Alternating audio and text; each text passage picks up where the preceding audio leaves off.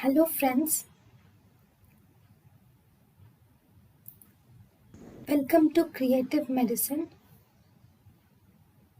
In this lecture, we will learn about. Hello friends, let us now learn some important points about naproxen. Naproxen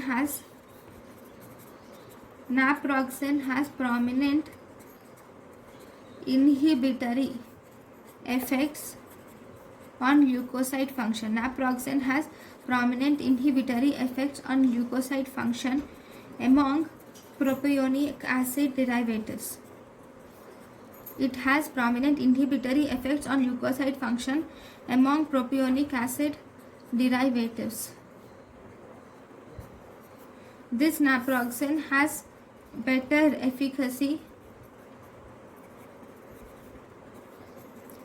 in regard with analgesia and morning sickness. It has better efficacy in regard with analgesia and morning sickness compared to other propionic acid derivatives.